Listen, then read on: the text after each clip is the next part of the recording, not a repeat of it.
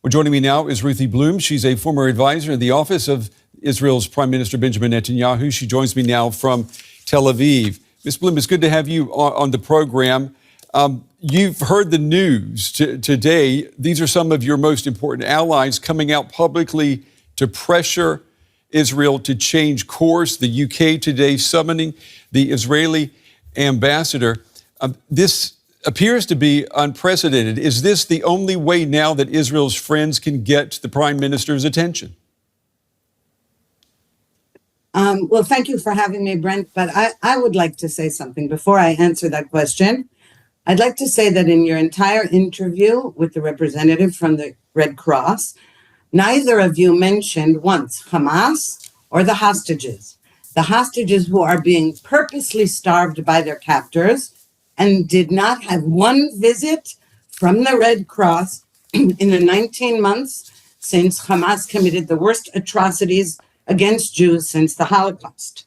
Now, what is happening with the aid is that Israel is now stepping up the pressure to get Hamas to release the remaining hostages. And one of the ways to do that is to stop the aid that Hamas was stealing anyway and selling. You understand where all this aid was going in, right?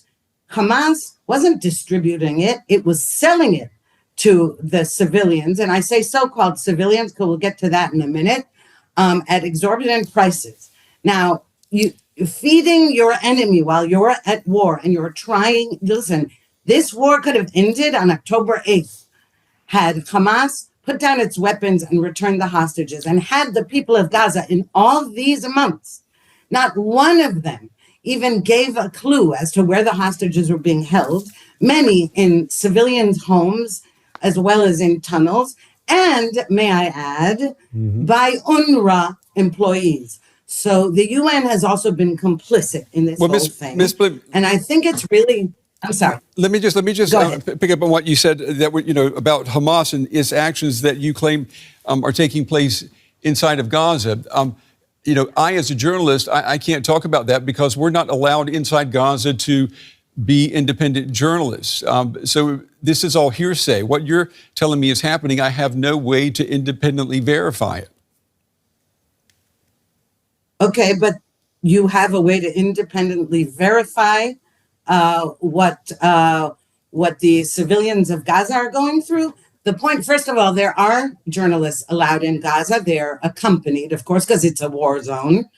But aside from that, if the idea is that you're saying that we don't know if there are hostages held in Gaza, well, that is not true. We do know that they're held in Gaza. We do know, we have on video all the atrocities that Hamas committed. And we also know that nobody has helped release them. The only thing that has helped release those hostages are negotiations that Prime Minister Netanyahu has engaged in repeatedly.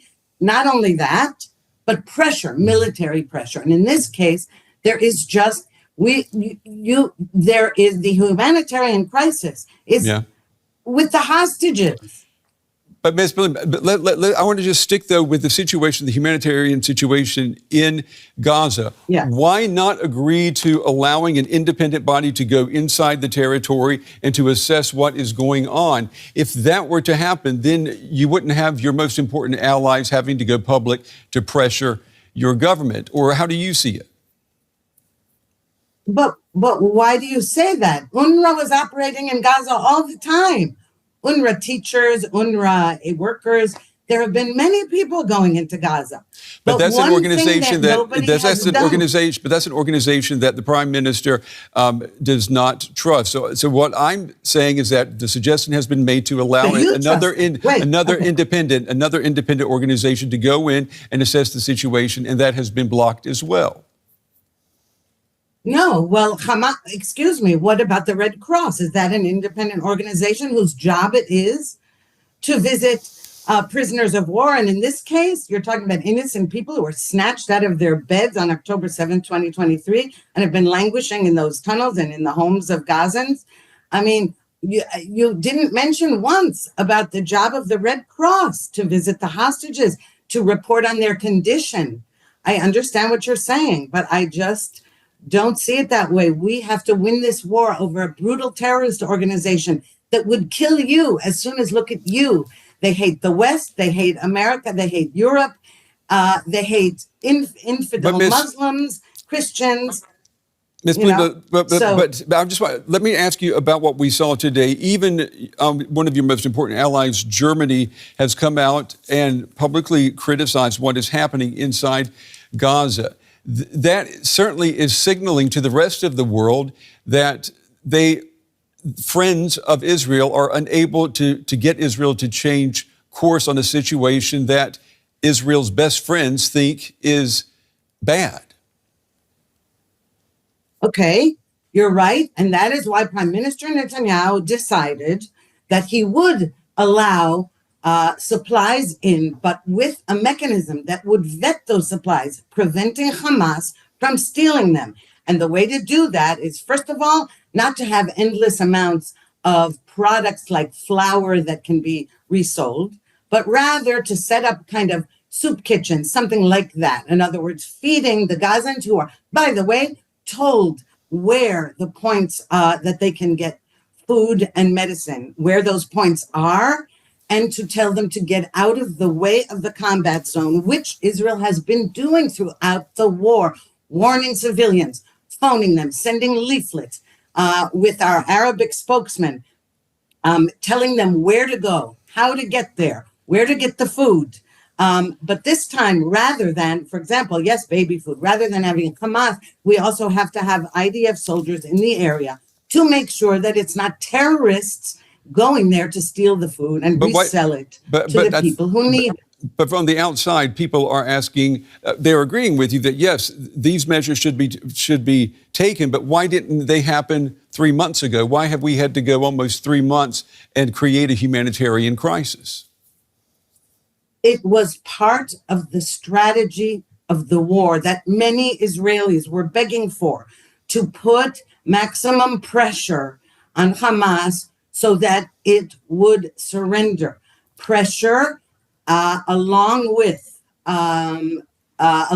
negotiations brokered by Washington, in Qatar, in Egypt. Is that what the Israeli public has asked? Have they asked the Israeli government to keep baby food and food out of Gaza? No, the idea was that Hamas had supplies for several months. And the only way to put pressure on Hamas was to rid it of this ability. So the idea is, again, you're talking about a humanitarian crisis. It was created, Israel was assaulted. Israel is at war. Israel has to win this war against Hamas. President Trump, who, in fairness here, President Trump has come up with certain plans for the day after this war in Gaza. He has understood that Israel is the victim in this war and needs, although, yes, even the United States appealed to Israel to please resume at least some humanitarian aid, like you said, for babies, etc. And Netanyahu agreed. And many Israelis are angry about that, including some of the families of the hostages. But he agreed anyway. Ms. Blum, before we talk about the day after, I mean, you're still at war. And it appears from the outside that you're no closer to defeating Hamas today than you were a year and a half ago. What's the end game here? No, that's not true. We have knocked off most of the Hamas leaders, the Sinwar brothers. We have eliminated many key terrorists. Okay, we have also taken over several sections of Gaza to prevent and destroyed tunnels. It is not true that we've accomplished nothing in this war. And by the way, it would have been over, as I said, first of all, it wouldn't have started if Hamas hadn't started it. Yeah. Second, it would have been over the following day had Hamas released the hostages and laid down its weapons. Third, it would have been over a long time ago if President Biden hadn't withheld weapons. There are many reasons, and because Israel is being very precise in how it strikes. So you and I could agree to disagree on the situation in Gaza. But Well- that's how well- I see it. Well, Ms. Blum, we certainly appreciate you taking the time to talk with us. Former advisor at the office of Israel's Prime Minister Benjamin Netanyahu, Ruthie Blum. Ms. Blum, we appreciate your time tonight. Thank you. Thank you for having me.